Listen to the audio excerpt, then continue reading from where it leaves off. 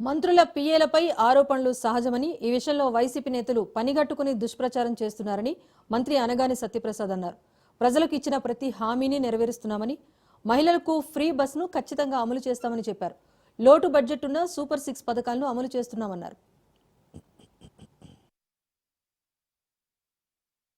రాసేవాళ్ళు ఏదైనా రాస్తూ ఉంటారు. దాంట్లో ఇప్పుడు ఏమైనా రాసి ఉంటే దాంట్లో ఏమైనా ఉందా, దాంట్లో ఏముందా, దాని నేను I don't want comment. But దాంట్లో అక్కడ తప్పు జరుగుతుంది, తప్పు అని చెప్పాలి తప్పు అక్కడ ఏం జరిగినట్టు కూడా ఏం రాసి కూడా లేదు. లైఫ్ స్టైల్ గురించి వాళ్ళు రాస్తూ ఉంటారు. వాళ్ళకి నచ్చకపోతే రాసుకుంటారు తప్ప దాంట్లో మన లైఫ్ స్టైల్ దాంట్లో తప్ప ప్రభుత్వానికి చెడ్డ పేరు వచ్చే పని కానీ, లేకపోతే వ్యక్తిగతంగా మాకు చెడ్డ పేరు వచ్చే పని కానీ, మా వాళ్ళకి వచ్చే పని కూడా ఇప్పుడు మేము చేయం కాబట్టి దాని గురించి ఆలోచన లేదు. మా ఆలోచనలో ఇప్పుడు కూడా ఆంధ్ర రాష్ట్రం సుభిక్షంగా ఉండాలా, ఇక్కడ తెలుగు రాష్ట్రాలు రెండు కూడా బాగుండాలా, రెండు అనుసంధానంగా ముందుకు వెళ్ళాలి తప్ప ఎక్కడ కూడా తప్పు జరగని.